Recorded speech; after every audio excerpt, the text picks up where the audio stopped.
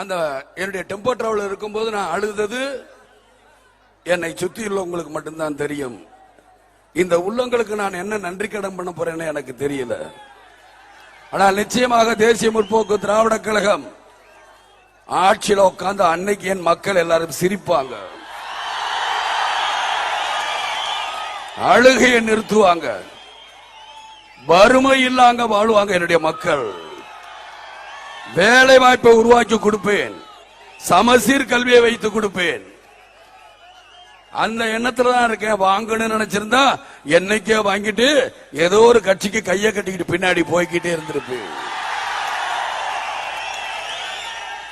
இன்னைக்கு கூட இளைஞரணி வெள்ளி சிம்மாசனம் தரம் உட்காருங்க. நாங்க எதுக்கு, எனக்கு தேவையில்லை. நான் அந்த சிம்மாசனத்துல உட்கார வைங்க, அப்புறம் இந்த சிம்மாசனத்துல வந்து உட்காருறேன். இதை கேட்டா இவருக்கு ஆசை ஆணவம் பாரு. ஆசை இல்ல, ஆணவம் இல்லை. ஒரு இடத்தை அடையணும்னால் அது குறிக்கோள் இருக்கணும். கட்சி ஆரம்பிச்சு என்ன காசி ராமேஸ்வரத்துக்கு போயிட்டு வரதுக்கா இருக்கிறோம்? ஆட்சி பிடிக்கிறதுக்கு தான் கட்சி ஆரம்பிக்கிறது. அது புரியாம இவருக்கு உடனே ஆசை வந்துருச்சு. ஆசை வந்துரு. ஏன் ஆசைப்படக்கூடாது? ஏன் ஆசைப்படக்கூடாது?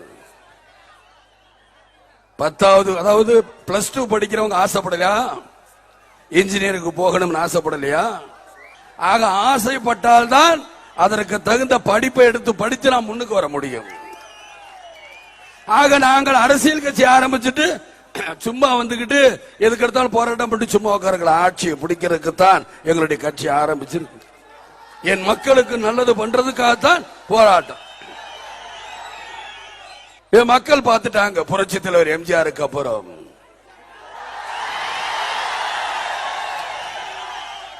பார்த்தாங்க. அதிமுக வந்தா நல்லது செய்யுமா? செய்யல.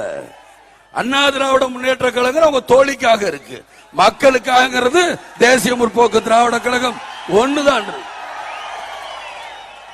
ஏன் நான் அடிச்சு சொல்றேன்னா, என்னை மிரட்டி பார்த்தாங்களே, நான் பெறல. ஏனென்றால் இவங்க எதை வேணாலும் விலை கொடுத்து வாங்கலாம், என்கிட்ட இருக்க தைரியத்தை மாத்திரம் விலை கொடுத்து வாங்க முடியாது. அதே மாதிரிதான் என் தொண்டர்களும் துவள மாட்டார்கள்.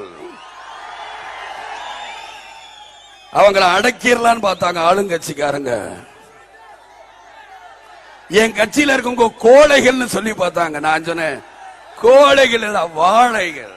அது வெட்ட வெட்ட வளர்ந்துகிட்டே இருக்குமே தவிர குறையாது. ஆக அவங்க புரியாம விஜயகாந்துக்கு ஒண்ணும் தெரியாதுங்கிறாங்க. சிலர் பேசுவாங்க, விஜயகாந்த் எத்தனாவது கட்சின்னு தெரியல, தமிழ்நாடு பூரா கரண்ட் கட்டான். ஏன்னா விஜயகாந்த் மாநாட யாரும் பார்க்க கூடாது. நான் அதை பத்தி கவலை இல்லை. தெய்வம் நீங்க பொருட்கள் ஆத்திரம், அதனால கரண்ட் கட்டு பண்ண எவனும் பார்க்க கூடாது அந்த மாநாட. ஆத்திரப்பட்டு ஒரு பழமொழி சொல்லுவாங்க, ஆத்திரக்காரனுக்கு புத்தி மட்டுன்னு. அதனால ஆத்திரப்பட்டு பட்டு அவங்க அப்படிதான் அழிய போறாங்க. அதுதான். அதே மாதிரி இன்னைக்கு நான் சில பிரச்சனைகளை உங்ககிட்ட பேசணும்னு நினைச்சிருக்கிறேன். முக்கியமாக இலங்கை தமிழர்கள் அங்கே கொல்லப்படுகிறார்கள். நாங்கள் ஆயுதம் கொடுத்தோம். 2007 சொல்றார் ஒரு மந்திரி, இந்து மகா பெருங்கடல்ல நம்ம இந்தியா நினைக்கணும்னா அவங்களுக்கு எல்லா ஆயுதங்களும் செஞ்சோம், எல்லா ஆயுதங்களும் கொடுத்தோம் ஒத்துக்கிறாங்க. இதை நான் சொல்லல, நேத்து முந்தா இந்தியன் எக்ஸ்பிரஸ்ல வந்தது. அவங்க ஒரு கருத்து எழுதி இருக்கிறாங்க. மேட் இன் இந்தியா, இந்தியாங்கிற பொருளே இல்லாத கிடையாது.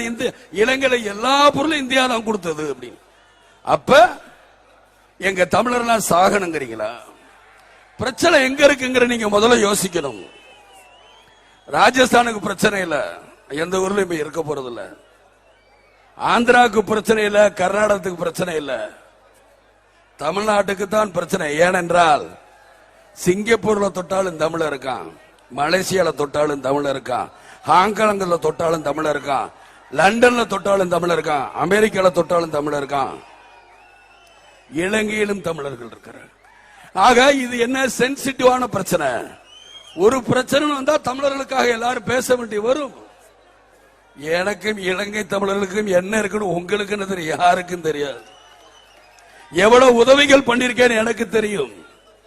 சுனாமியில கூட இந்திய பணம் 6 லட்சம் ரூபாய் கொடுத்தேன், இலங்கை பணத்துக்கு 12 லட்சம் ரூபாய். எந்த கட்சியாவது கொடுத்துச்சான்னு இன்னைக்கு இலங்கை தமிழர்களை பத்தி பேசுறாங்க.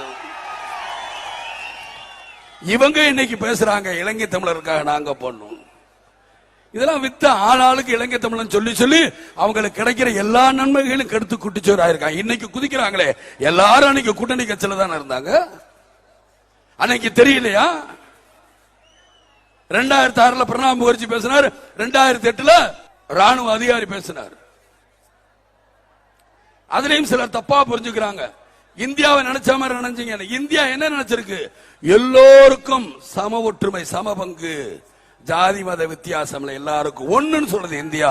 வேற்றுமையில் ஒற்றுமை. ஆனா அவங்க என்ன பிரகடனம் பண்றாங்க? இளைஞரை ஏமாத்துறாங்க. இது சிங்கள நாடு, சிங்களருக்கு தான் முதலிடம். இங்கு மதம் புத்த மதம் தான், இந்த புத்தர்களுக்கு தான் முதலிடம், அவர்கள் சிங்களவர்கள் சொல்றாங்க. அப்ப தமிழனை நீ தள்ளி விட்டுட்டிய. இங்க நம்ம என்ன சொல்றோம்? சிறுபான்மை மக்களுக்கு பெரும்பான்மையான மக்கள் நம்ம ஹெல்ப் பண்ணணும், உதவணும், சப்போர்ட் பண்ணணும். அப்படித்தான் தமிழர்களுக்கு நீங்க சப்போர்ட் பண்ணணும். ஏன் சப்போர்ட் பண்ணல இன்னைக்கு வரைக்கும்? ஆக இலங்கை ராஜபக்ச நாடகம் ஆடுறார். அந்த நாடகத்துக்கு தயவு செய்து இந்தியா அடிபணிஞ்சிடாதீங்க. நல்ல தீர்வு பாருங்க. ராணுவ தீர்வு பத்திரம் எடுக்காதீங்க. நல்ல அரசியல் தீர்வு கொண்டாங்க தான் என்னுடைய தாழ்மையான கருத்தை தெரிவித்துக் கொள்கிறேன்.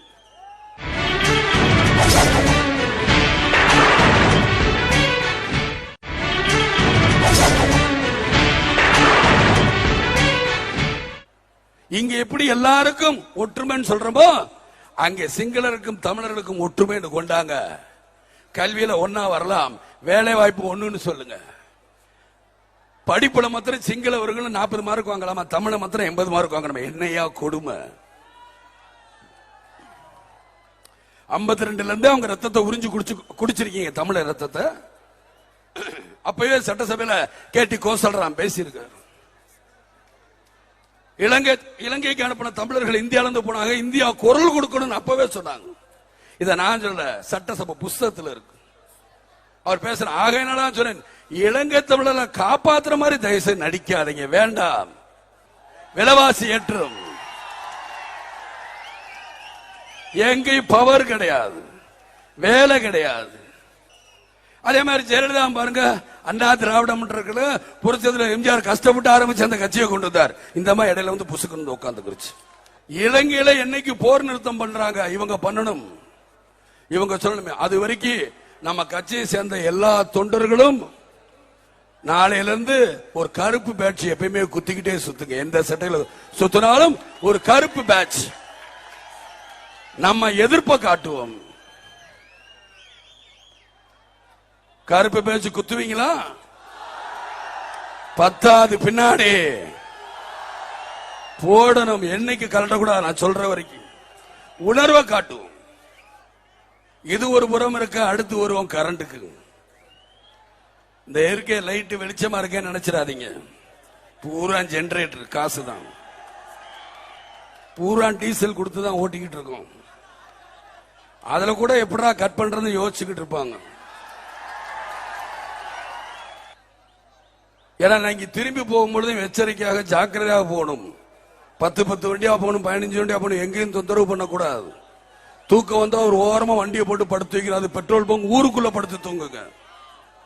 மோசமான ஆளுங்க இந்த கட்சிக்காரங்க. கேட்டா எங்களுக்கு ரவுடிசம்னா என்னன்னு தெரியலன்னு பேசுவாங்க. செய்யற ரவுடிசம் இவங்க தான். ஆனா கேட்டா என்னன்னு தெரியலன்னு சொல்லுவாங்க. கரண்ட் இன்னைக்கு வரைக்கும் என்ன பிரச்சனை பேசுறீங்கன்னா, மழை பெய்தா? ஆமா, மழையில என்ன போகணும்? எல்லாம் உட்காருங்க. நான் மழையில வந்து நனையட்டுமா? சரித்திரம் என்பது தேசிய முற்போக்கு திராவிட கழகத்தினால்தான் செய்ய முடியும். மாநாடு என்பது சரித்திரம். அந்த சரித்திரத்தை உடைத்தது திருநெல்வேலியில் கூட்டம், அதை உடைத்தது தேசிய முற்போக்கு திராவிட கழகம். அதற்கப்புறம் புதுக்கோட்டை மாநாடு. அந்த திருநெல்வேலி சரித்திரத்தை உடைத்தது புதுக்கோட்டை மாநாடு. அந்த புதுக்கோட்டை மாநாடு உடைக்க வைத்தது யார்? தேசிய முற்போக்கு திராவிட கழகத்தின் தொண்டர்கள் தான். திருச்சியில் 8ஆம் தேதி வச்சேன் போன வருஷம், அதையும் உடைத்தார்கள். 7 லட்சம் பெண்கள் வந்து ஆசத்தி காட்டினாங்க. இன்னைக்கு வந்திருக்கிறீங்க இளைஞர்கள், இளைஞரணி மாநாடு. ஒரு தேசிய முற்போக்கு திராவிட கழகத்தை அதோடைய சாதனையை தேசிய முற்போக்கு திராவிட கழகத்தினாலதான் உடைக்க முடியுமே தவிர யாருனாலையும் உடைக்க முடியாது. என்கிட்ட கூட பத்திரிகைக்காரங்க கேட்டாங்க, இந்த மாநாடுக்கு அப்புறம் அடுத்த மாநாடு எப்ப வைக்க போறேன்? நான் மாநாடு என் தொண்டர்களுக்கு செலவு வைக்க மாட்டேன். ஏன்னா அவங்களுக்கு அடுத்த வாரம் தேர்தல் வந்துடும், அடுத்த வருஷம் நிறைய வேலை இருக்கு. அதனால் அவங்களை எந்த தொந்தரவும் கொடுக்க மாட்டேன். தேர்தலுக்கு நீங்க தயாரா இருக்கும். நீங்க ஒரு புறம், நம்ம மகளிரணி அற்புதமான மகளிரணி, அவங்க ஒரு புறம் நிச்சயமாக சொல்லுவாங்க, கடலின் ஆழத்தை கூட கண்டுபிடித்து விடலாம், பெண்களின் மன ஆழத்தை கண்டுபிடிக்க முடியாது. விழுப்புரம் மாவட்ட வெங்கடேஷ் அவர்கள் ஆய்வு குழுக்கு போயிருக்கும் பொழுது கரூர்ல ஒரு பெண்கள் பேசினதாக சொல்வார். என்ன சொன்னார் தெரியுமா? தேசிய முற்போக்கு திராவிட கழகத்துல ஒரு சில இடத்துல பெண்களுக்கு பிரமாதமா மரியாதை தராங்க, ஒரு சில இடத்துல மரியாதை கொடுக்கல. நாங்க தாங்க முழுசா 15 ஓட்டு 20 ஓட்டு 100 ஓட்டுன்னு சேர்ப்போம், ஆம்பளைங்க நீங்க ஒரு ஓட்டு தான் சேர்ப்பீங்க. நாங்க எப்படிங்க? நாங்க நினைத்தால் எங்க வீட்டுக்காரரை மாத்தி ஓட்டு போட வைப்போம், எங்க மச்சனை மாத்தி ஓட்டு போட வைப்போம், எங்க கொழுந்தனாரை பார்த்து மாத்தி ஓட்டு போட வைப்போம், என் பிள்ளைகளை ஓட்டு போட வைப்போம். உண்மை. அப்புறம் ஏங்க சினிமா எடுக்கும் பொழுது நீங்க பெண்களுக்கான சினிமா எடுங்க, அப்பதான் கூட்டம் கூட்டமா தியேட்டருக்கு வரும்னு சொல்றீங்க. இன்னைக்கு டிவியை திறந்தா என்ன சொல்றாங்க? எல்லாம் பெண்களுக்கு ஏற்ற மாதிரிதான். அதனால பெண்களை வெறுக்காதீங்க. அதனாலதான் நம்ம கிட்ட வலுவான ஒரு மகளிர் அணியும் இருக்குது, வலுவான இளைஞர்களும் இருக்கிறார்கள். ஆனா எல்லா கட்சிக்கும் என்ன சந்தேகம்? இவங்க எல்லாம் ஓட்டா கொண்டு வந்து சேர்ப்பாங்களா இல்ல கூட்டம் தான் கூடுவாங்களாங்கிறாங்க. அப்படியா? இல்ல எதிர்கட்சிக்காரங்க பயமுறுத்தினா முன்னாடிதான் சொல்றேன், பின்னாடி என்ன பண்றது? தூங்குறீங்களா? பயப்படுவீங்களா? பயப்பட மாட்டீங்களா? இனிதான் நம்மளுக்கு பயங்கரமான வேலை இருக்கு, பயப்படக்கூடாது. யாரும் உங்க பின்னாடி நான் இருக்கிறேன், என்னைக்கும் பயப்படாதீங்க. எந்த பிரச்சனைனாலும் நான் வந்து நிற்பேன், பயப்படாதீங்க. எல்லாரும் வாயில பேசுவாங்க, நான் வந்து நிற்பேன், என் தொண்டர்களுக்காகத்தான் நான். இந்த நிகழ்ச்சியின் மறு ஒளிபரப்பு நாளை காலை